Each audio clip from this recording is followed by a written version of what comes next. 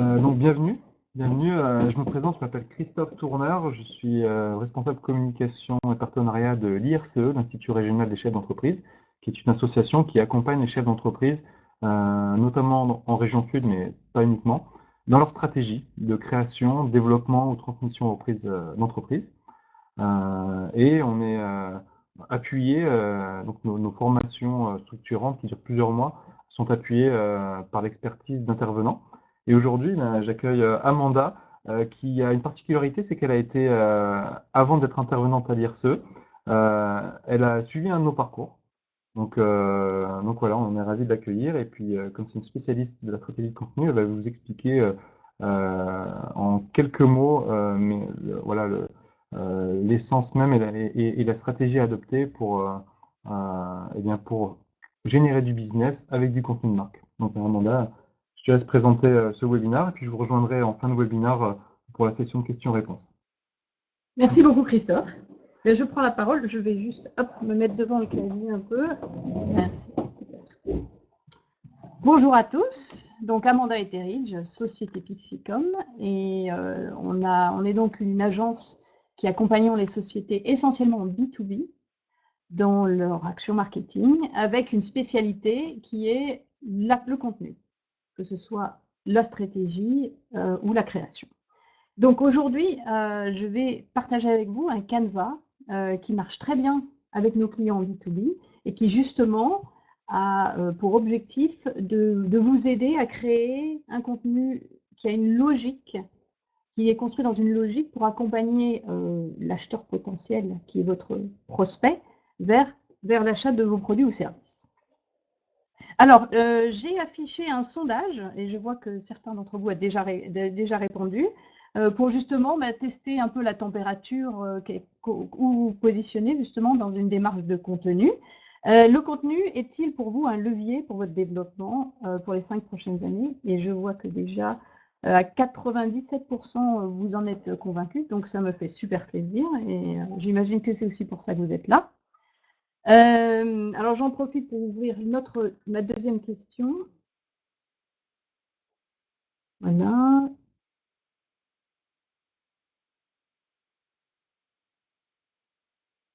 Alors, je pense qu'elle s'est affichée. Donc, qu'est-ce qui aujourd'hui vous bloque justement dans votre création de contenu? Alors, on va commencer par un peu de storytelling, comme on dit en anglais. Ce que nous, on voit auprès de nos clients et dans la communauté LinkedIn, parce que c'est vrai que c'est surtout LinkedIn qu'on regarde, c'est que beaucoup de gens postent, beaucoup de professionnels postent sur leur vie de l'entreprise, on voit des likes et des commentaires, mais je n'ai pas vraiment l'impression que ces clients génèrent du business grâce au temps qu'ils passent dans LinkedIn. Et justement, je vais vous montrer une success story avec un de nos clients, WHP, qui est une société qui fait de la traduction de contenu. Donc, on a déployé la stratégie que je vais vous exposer tout de suite. Et on l'a démarré en gros en mai dernier et on a terminé en septembre. Et en fait, on a déployé, je vais vous montrer tout de suite à l'écran, on a déployé une stratégie de contenu avec une vingtaine d'articles que vous voyez là, 18, 17, 16. C'était vraiment un roman avec des épisodes. Et pour vous donner une idée, on est dans un milieu super niche, donc en théorie, on va aller avoir 50, 100 lecteurs par article. Notre article qui a été le plus marquant auprès de cette communauté a eu quand même 450 lecteurs, sachant qu'on est vraiment sur un truc vachement niche. Donc c'est un exploit. Et un de ces articles a généré une commande de 90 000 €. Donc c'est pour vous dire que ça marche et que vous pourriez y arriver aussi si vous appliquez cette même méthode. Alors, on va rentrer dans le vif du sujet, du coup. Stratégie de contenu en une page, je vais vous présenter notre canevas. C'est un canevas, l'avantage c'est que c'est un truc que vous allez pouvoir suspendre au mur, vous allez pouvoir travailler en équipe pour le remplir, le faire évoluer, le corriger. Ce n'est pas un document de 20 pages que vous allez rédiger, rentrer dans un tiroir et oublier à jamais.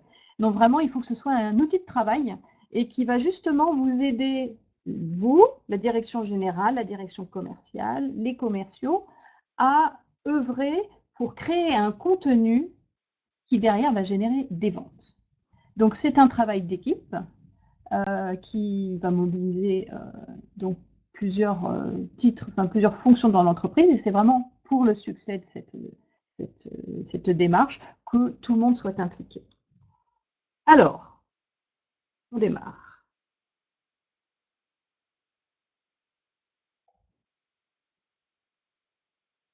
Ah, ça ne nous offre pas. Voilà. Alors, un constat, comme je vous disais tout à l'heure par rapport à LinkedIn, ce qu'on voit nous, ce que nos clients font en général avant de nous rencontrer, c'est qu'ils vont publier du contenu sur LinkedIn au fil de la vie de l'entreprise. Donc ils vont parler, par exemple, ils ont un nouveau produit ou un nouveau service, donc pendant 5 ou 6 posts, ils vont exposer le service, ils vont exposer le produit, les avantages, les bénéfices clients, ils vont donner des témoignages, des réalisations. Et puis hop, on passe à plus rien. En gros, les posts sur ce produit vont disparaître progressivement, et puis il va y avoir un salon, il va y avoir une conférence, il va y avoir un événement dans l'entreprise, et hop, on remet, allez, 3-4 posts, et puis on arrête, on passe à un autre sujet. Et donc voilà, on suit la vie de l'entreprise sans réellement avoir une logique, une cohérence dans ce qu'on publie. Maintenant, mettez-vous à la place de votre acheteur. Votre acheteur en B2B, il est dans une démarche compliquée. Il est dans une démarche d'achat de plus en plus complexe, de plus en plus technologique. Aujourd'hui, en B2B, il y a forcément de la techno dans ce qu'on achète. Les concurrents ont des offres plutôt opaques. Et donc, lui, il a un travail important de rédaction de cahier des charges, de compréhension de son besoin, et pas uniquement de son besoin, mais aussi des besoins de ses collaborateurs au sein de l'entreprise, parce qu'il n'est pas sûrement seul à avoir besoin de votre produit ou service. Donc, il a le recueil des charges à rédiger, il a à comprendre ce que vous et vos concurrents proposent, et tout ça, ça lui demande un travail de plusieurs mois, qui est dense, qui est lourd, et croyez-moi, les posts dans LinkedIn où on va parler de notre dernier produit, de notre dernier salon, de notre visite chez tel ou tel client, ça ne rentre absolument pas dans cette espèce d'entonnoir dans lequel il est, de compréhension de son besoin et de recherche de fournisseurs. Donc en fait, on crée du contenu, on passe du temps dans LinkedIn, et en réalité, on n'est pas en phase avec ce que l'acheteur recherche, ce que l'acheteur attend de trouver. Et c'est pour ça quelque part que certes, nos posts ont plein de likes, plein de commentaires, mais derrière, il ne se passe pas énormément de choses. Et alors ça, c'est une statistique qui vient de la société Gartner, qui est une société de conseil et de recherche en business et en vente. Aujourd'hui, l'acheteur B2B consacre 27% de son temps dans sa recherche online. Pourquoi? Pour toutes les raisons que j'ai citées tout à l'heure. Parce qu'il a du mal à écrire son cahier des charges, à cerner son besoin, il a du mal à comprendre les offres qui sont super techno et opaques, et il ne fait plus confiance au commercial. La confiance dans le commercial s'est érodée, on le prend plutôt pour quelqu'un qui forcément vend plus qu'il ne peut réellement promettre. Donc l'acheteur passe en gros, avant de vous rencontrer, 27% de son temps en ligne pour comprendre son besoin et chercher des solutions. Et en réalité, il va seulement passer 17% de son temps avec vous. Donc c'est vraiment à la fin de son parcours d'achat qu'il va vous rencontrer. Et en gros, il a déjà shortlisté 3-4 fournisseurs potentiels grâce justement à sa recherche en ligne, aux conversations qu'il va avoir avec ses pairs. Et vous arrivez en fin de parcours, alors que quasiment son choix est fait, donc il vient là plutôt pour se conforter dans les opinions qu'il aura déjà prises. Et c'est là justement tout l'enjeu aujourd'hui du contenu. Le contenu, ce n'est plus un gadget du marketing, ça rentre dans votre parcours commercial. Ça rentre dans votre efficacité commerciale. Et c'est là qu'il faut vraiment impliquer la direction commerciale et les commerciaux pour que justement vos efforts de création, le temps que vous allez y passer, soient compris et qu'ils soient embarqués dans votre aventure et que derrière, ils vous accompagnent pour que votre contenu génère du business. Alors, je vous parlais tout à l'heure de mon fameux Canva. Donc, mon Canva, il a aujourd'hui, il a 9 briques, OK? 9 briques et donc on va, passer surtout du temps sur les 3 premières briques qui sont les briques élémentaires, les fondations de cette stratégie de contenu.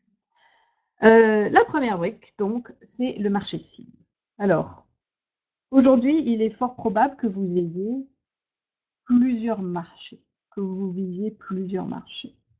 Alors, je vais vous demander pour cet exercice précis de contenu, d'en choisir un marché cible, d'accord? Et de ne garder que celui-là. Parce que en contenu, vous ne pouvez pas avancer comme ça.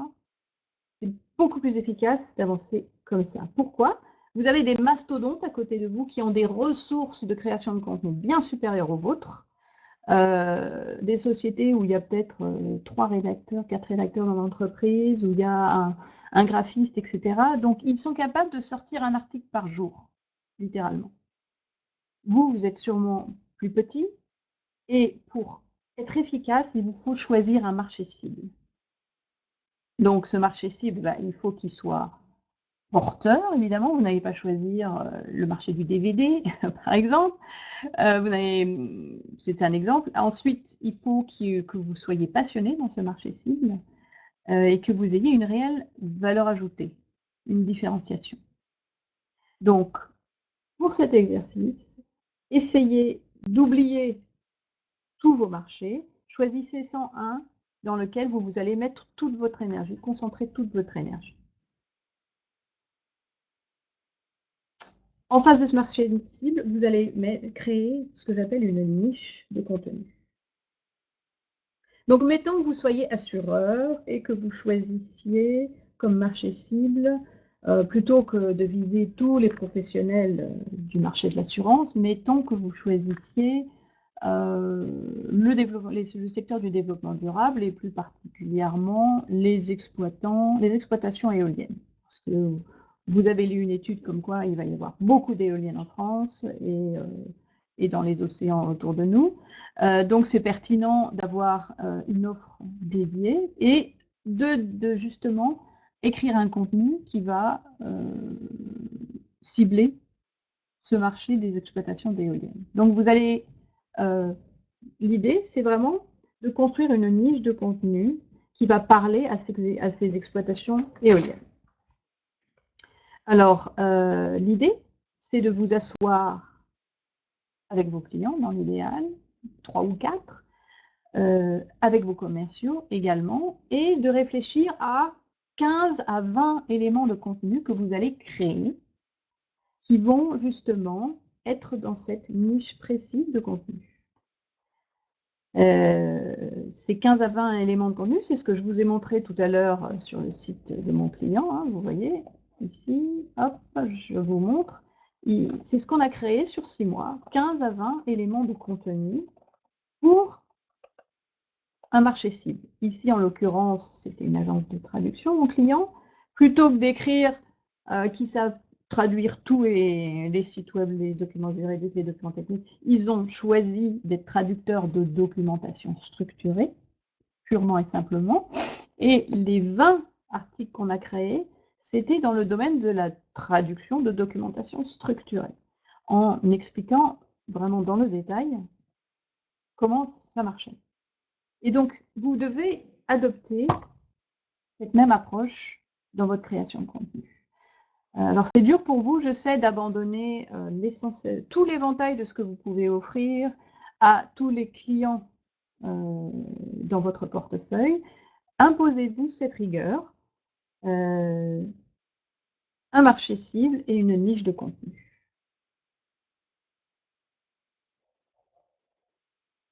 Ensuite, Cette niche de contenu, elle doit avoir un fil conducteur. Parce que, bien sûr, il ne faut pas oublier Google, hein, notre cher ami Google. Pour que vos 15 à 20 éléments de contenu soient trouvés, il faut qu'il y ait un fil rouge tout au long des articles et ça, c'est ce qu'on appelle une expression clé que vous allez garder dans toute la série d'articles. Cette expression clé, c'est une expression qui va être trouvée dans Google par vos prospects. Et cette expression clé, vous allez justement la citer 2, 3, 4 fois dans chaque élément de contenu pour que le prospect qui cherche des infos, qui est en pleine réflexion d'achat, va trouver plusieurs articles qui concernent son besoin lorsqu'il va faire ses recherches dans Google. Donc, à retenir, réfléchissez sur cette expression clé stratégique et assurez-vous qu'elle soit effectivement une expression qui soit utilisée par le prospect et qui va générer un intérêt chez lui. Ensuite, toujours dans cet esprit de créer 15 à 20 éléments de contenu, vous allez aider l'acheteur à devenir expert. D'accord? Alors je prends un autre exemple. Je pense à un client notamment qui est dans la nébulisation de fruits et légumes.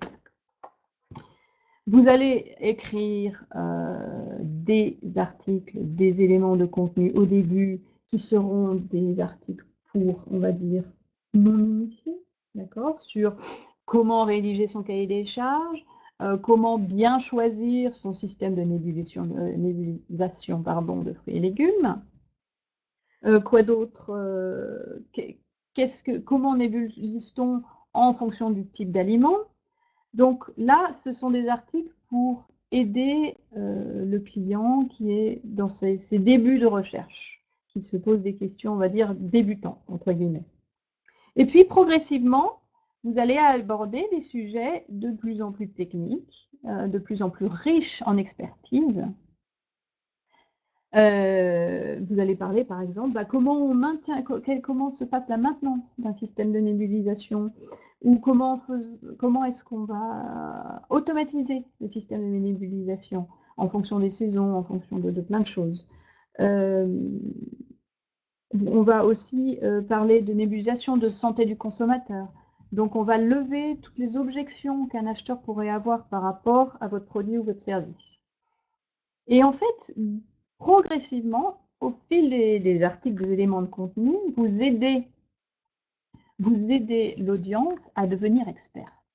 Vous leur livrez votre expertise.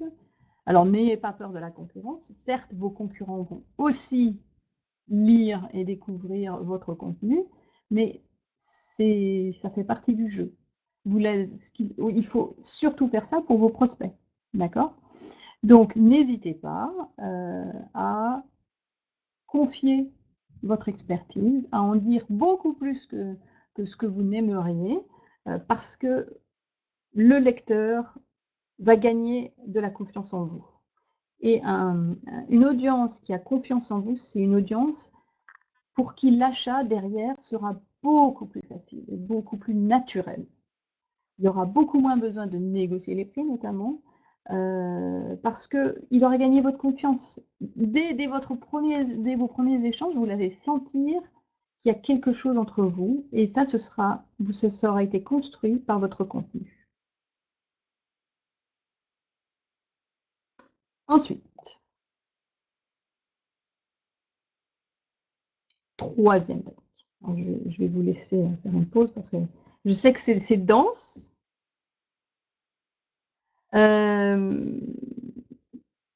Ah, j'ai un message. Veuillez cliquer sur Fit to Screen en bas à droite pour obtenir une bonne visibilité. Alors, Fit to Screen.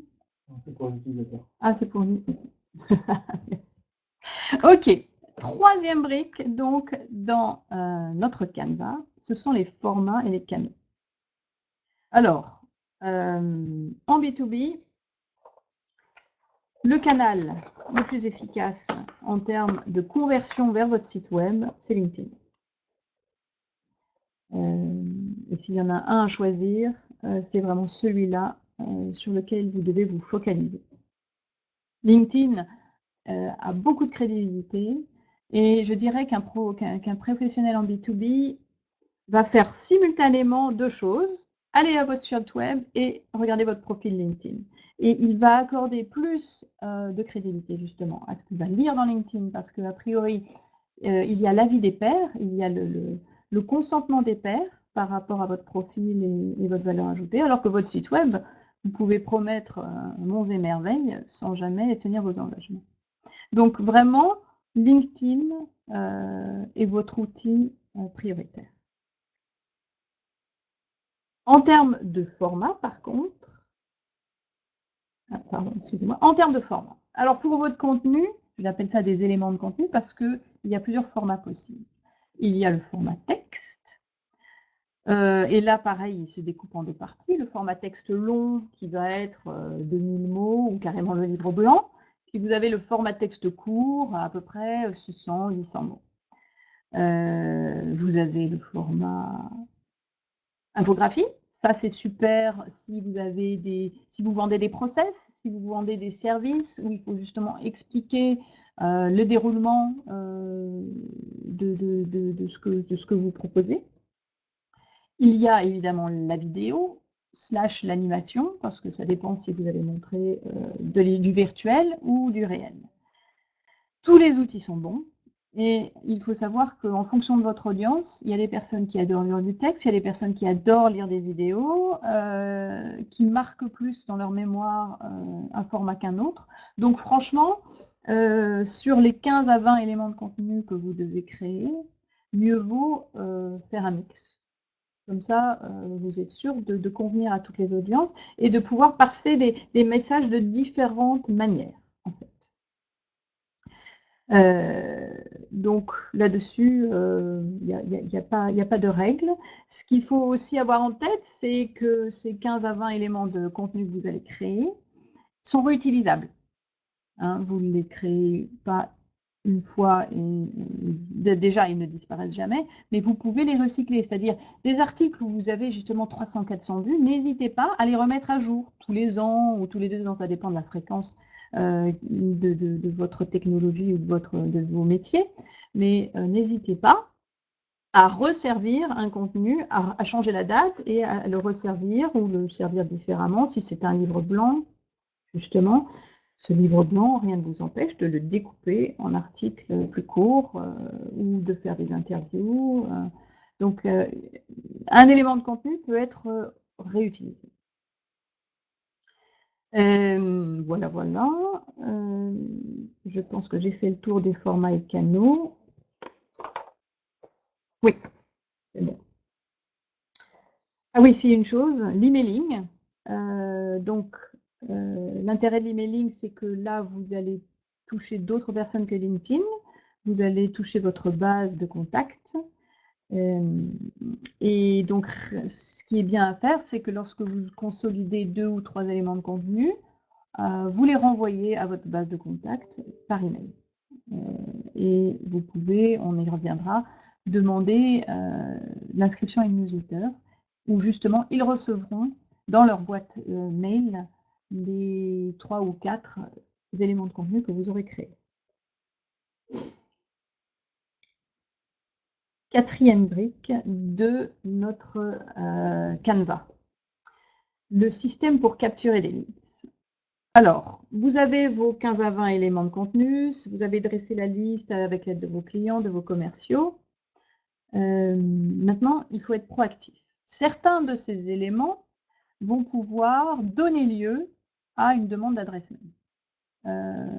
Parce que vous pouvez il ne faut pas s'arrêter à donner du contenu, sans réserve, il faut demander une contrepartie. Après, il faut choisir le bon moment. Un article de 600 mots qui est plutôt, on va dire, qui dit des choses d'un niveau débutant, comme je disais tout à l'heure, ça ne va pas forcément justifier une demande d'adresse mail. Donc c'est à vous de juger, où vous allez demander l'adresse mail. Ça peut être sur votre site, votre page d'accueil, inscrivez-vous à la newsletter. Ça peut être, vous voulez ce livre blanc, eh bien, donnez-nous votre adresse mail et vos coordonnées et on vous l'enverra par mail.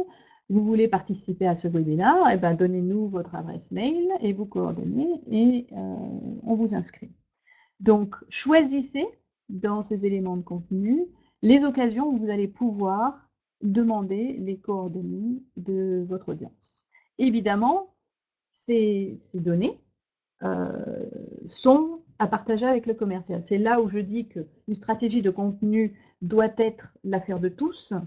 C'est qu'ensuite, les commerciaux vont rebondir sur ces adresses mail que vous aurez collectées, ainsi qu'avec votre aide évidemment, et vous allez décider de quelle est la prochaine étape. Est-ce que c'est trop tôt pour appeler le prospect? Est-ce qu'on attend un peu? Est-ce qu'on lui donne d'autres éléments de contenu pour continuer à le faire gagner en confiance? Donc c'est à vous, avec votre équipe commerciale, à déterminer. Ensuite, 5e brique, pour convertir les leads. Alors ça, c'est quelque chose que les éditeurs de logiciels font très bien. On a parlé de capter des adresses mail. Là, on va une étape encore plus loin que ça. C'est-à-dire qu'on va demander au client, de tester notre produit ou de demander de faire un audit gratuit ou un conseil gratuit. L'idée, c'est qu'il passe d'un simple lecteur ou d'une audience à vraiment vivre votre produit ou votre service. Donc je disais tout à l'heure l'exemple des éditeurs de logiciels. Qu'est-ce qu'ils font eux? Ils vous proposent 3 mois gratuits, pour utiliser, leur logiciel. Et donc, à vous de réfléchir sur qu'est-ce que vous allez pouvoir offrir, gratuitement à votre audience. Alors ça peut être, comme je l'ai dit tout à l'heure, un audit, du conseil, un une réduction sur le premier achat ou un produit que vous allez ajouter au panier, qui va faire que: «Ah waouh, là ça devient carrément intéressant».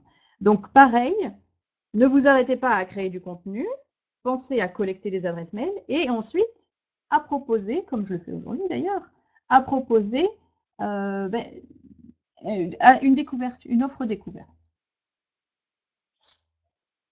6e brique, comment je délivre une expérience waouh? Alors, vous avez construit une communauté qui adore votre contenu. Vous avez vraiment tout dit sur, ce qu'ils ont besoin de comprendre pour acheter. Et clairement, ils ont, développé pour vous une grande confiance. Là, il faut absolument pas les décevoir. Le jour où ils passent commande, il faut que votre produit ou votre service soit au même niveau que votre contenu. Parce qu'aujourd'hui en B2B, un client satisfait, ça ne suffit pas. Il faut que votre client, il soit, comme on dit en anglais, enchanté. Donc, à vous, de vous assurer que le produit ou le service que vous allez délivrer est à la hauteur de la qualité de votre contenu. Et là, franchement, il va se dire: «Ah ouais, bah, je les ai découverts dans mon parcours d'achat et franchement, ils me déçoivent pas. Ils sont vraiment top. Ils sont au top ces gens et franchement, j'ai envie de continuer de travailler avec eux». Donc, réfléchissez à: est-ce que votre SAV est réactif? Est-ce que vous répondez rapidement aux questions qu'ils posent? S'ils ont des questions à poser, s'ils posent des questions pendant le passage de la commande ou juste après? Est-ce que s'il y a un problème, s'ils ne sont pas satisfaits, vous répondez tout de suite? Est-ce que vous êtes gentil? Est-ce que vous êtes bienveillant, prévenant avec eux? Est-ce que le ton est juste? Est-ce que vous créez vraiment la même intimité, en fait, que vous avez créée dans votre contenu? Est-ce qu'on la retrouve lorsqu'on passe à l'achat? Donc assurez-vous de tous ces points et c'est là encore que je dis que l'implication du commercial, elle est indispensable. Parce qu'une fois que la commande est passée, il ne faut pas que votre audience soit déçue. 7e brique, comment je pérennise mon client? Là, le contenu revient sur scène. Vous allez pouvoir vous en servir, bien, pour faire monter encore en expertise votre client. C'est-à-dire que votre client, ça y est, il achète votre produit ou il l'a acheté. Vous pouvez le faire rentrer dans votre, on va dire, communauté, de clients privilégiés. Vous allez éventuellement lui donner un contenu encore plus avancé pour l'aider à utiliser mieux votre produit, à être mieux lui dans son job, dans sa responsabilité dans l'entreprise ou même à être mieux en tant que personne. Donc continuer à lui donner un contenu, mais qui lui sera réservé à votre communauté de clients. Vous pouvez aussi organiser, non plus virtuellement, mais réellement, des rendez-vous, des occasions pour, vos clients de se rencontrer, de partager, leurs bonnes pratiques, leurs expériences.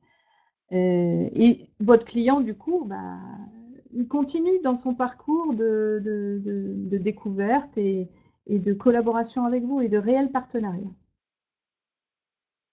Donc le contenu, même quand votre client est acquis, a encore un rôle à jouer pour qu'il continue à vous faire confiance, qu'il achète davantage et qu'il vous recommande. C'est justement la 8e brique du Canva, favoriser la recommandation.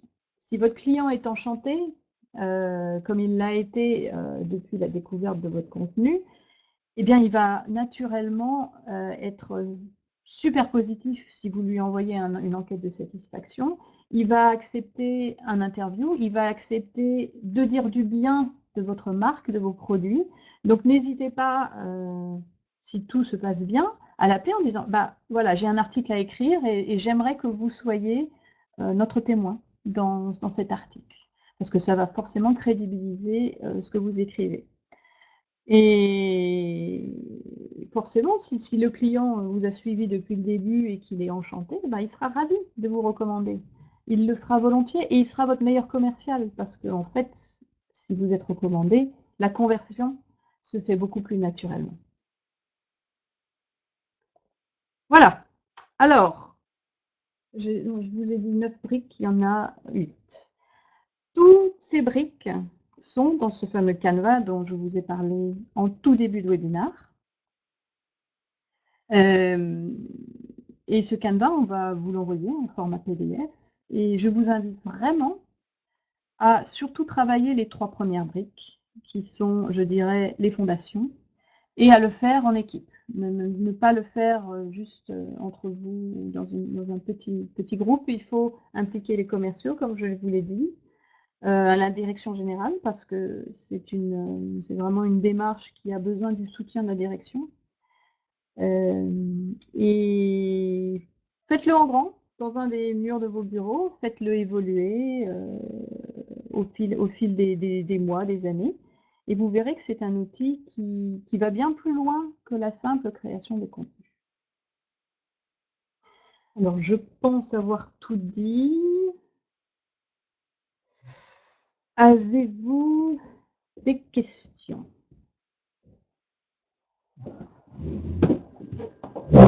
N'hésitez pas à poser vos questions dans le chat. Ah tiens, c'est fou. Non, mais c'est fou. C'est parce que je disais. Bon, ouais.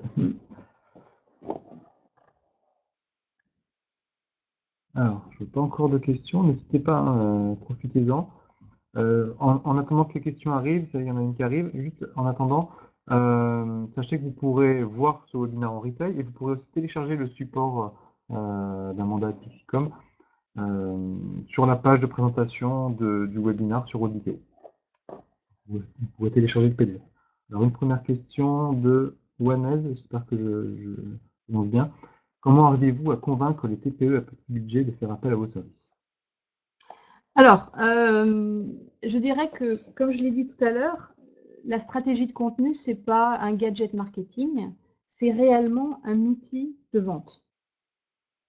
Parce que comme je l'ai dit tout à l'heure, en B2B, le prospect, il passe 27% de son temps dans Google et dans LinkedIn et sur les sites web pour comprendre son besoin et chercher des solutions.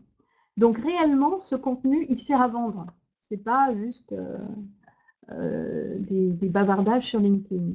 Donc franchement, auprès de votre direction, dites-leur que c'est un nouvel outil de vente. Voilà. Une question très intéressante de Camille, que j'ai moi-même rencontrée d'ailleurs dans mes équipes. La crainte d'offrir son expertise à sa concurrence demeure un point de blocage pour mes clients, notamment industriels ou sur les secteurs de pointe. Que répondre à cette objection? Alors, j'ai 2 choses à répondre. Je dirais que les entreprises qui sont dans cette démarche, cette dynamique de création de contenu sont souvent des entreprises innovantes, avec une forte dynamique de satisfaction client et centrées autour du client. Et donc, certes, Vos concurrents vont, au fil des posts, en savoir plus sur ce que vous faites, mais vous, vous êtes toujours avant eux. Vous continuez à avancer. Le jour où ils lisent votre post, vous en êtes déjà à l'étape suivante. Donc n'ayez pas peur. N'ayez pas peur de dire comment vous fonctionnez, comment votre produit fonctionne, parce que vous êtes déjà à l'étape suivante. Et franchement, si vous êtes lu par vos concurrents, si vous êtes copié en Chine, comme c'est souvent le cas, les copies chinoises, on le sait tous, elles sont à bien moins bonne qualité. Et clairement, les gens qui achètent les copies ne sont pas vos clients. Ce sont des gens qui cherchent le bas coût et pas la qualité et la durabilité. Donc, OK, vous serez copié, mais est-ce que réellement ça vous portera ombrage? Est-ce que réellement Louis Vuitton et toutes les grandes marques de luxe se font bouffer par les copies qu'on trouve en vente sur nos plages du sud de la France? Non, non. Donc c'est pareil dans le B2B.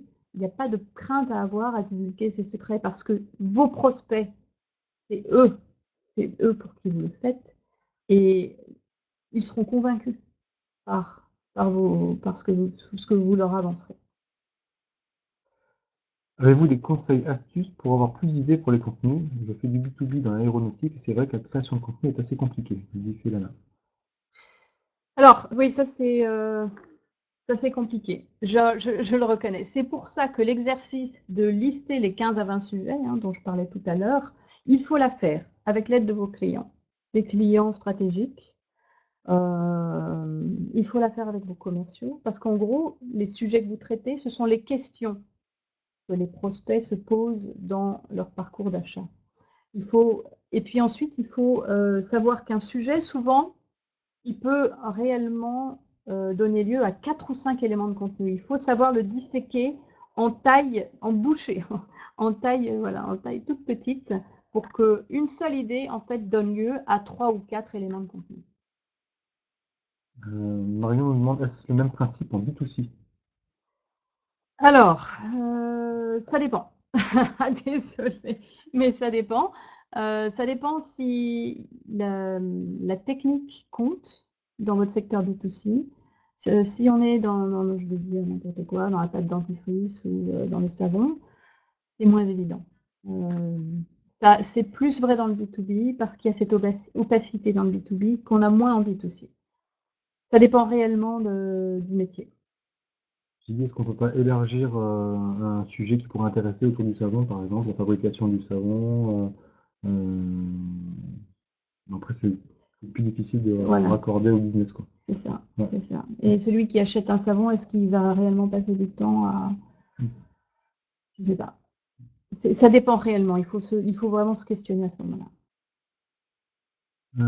Alors, Elodie nous demande combien de mots en moyenne un article de blog doit-il contenir pour être bien référencé sur Google? Alors si ma mémoire est bonne, je crois que c'est 800 mots, 800 000 mots. Après, Ils ont un minimum de 300, mais c'est ouais, vraiment un minimum. ouais, Il voilà. vaut mieux être à plus, quoi. Oui, OK. Donc on va dire entre 300 et 800. Avec ça, vous pouvez être surpris, donc mais voilà, globalement, partez sur entre 3 et 800 mots. L'important, c'est d'être focalisé sur un sujet très précis, comme tu l'as dit. Ouais, c'est ça. Ouais, Et donc un ou deux mots-clés très précis. c'est ça. Alors, comment être sûr de son expression clé stratégique? Alors, je pense que ça vaut le coup là de faire un appel à une agence de SEO ou à quelqu'un, un consultant SEO qui peut vous aider parce que lui, il a accès à, des outils, qui vont lui donner les volumes, et qui vont l'aider à valider son choix. Donc là, je dirais, si vous n'avez pas en interne un abonnement à des services, type SEMrush et compagnie, qui sont assez lourds parce qu'on n'en a pas besoin toute l'année, faites appel à quelqu'un qui va pouvoir valider votre choix. Et puis vous verrez aussi, avec le temps. C'est-à-dire que si votre expression clé n'a quasiment pas de vue, bah, posez-vous la question, réfléchissez à nouveau sur la pertinence de ce que vous avez choisi. Et si vous êtes dans le sud de la France, on a des ateliers SEO à l'IRCE de temps en temps dans l'année, donc ça peut vous intéresser. À Nice et Aix-en-Provence.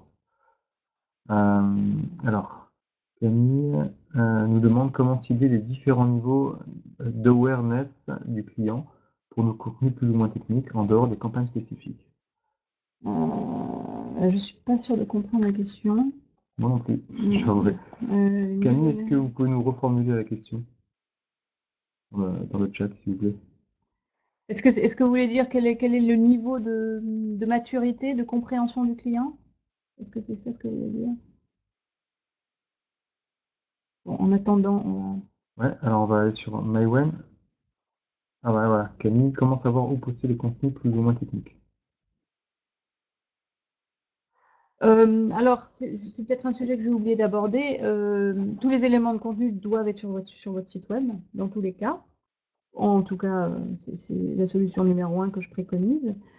Hem et pareil, sur les 15 à 20 éléments de contenu, vous allez voir quels sont les articles, les éléments qui ont le plus de vues ou qui en ont moins. Vous allez voir jusqu'où vous pouvez pousser, mais vous allez être étonné, de voir à quel point plus vous allez être technique et précis et pointu, heu, vous allez être surpris par le nombre de lecteurs. Moi, c'est vraiment ce que j'ai vécu avec cet été avec ce client sur nos 18 posts. On écrivait des posts super pointus, il y en avait un nombre de vues et de partages surtout, vraiment élevé.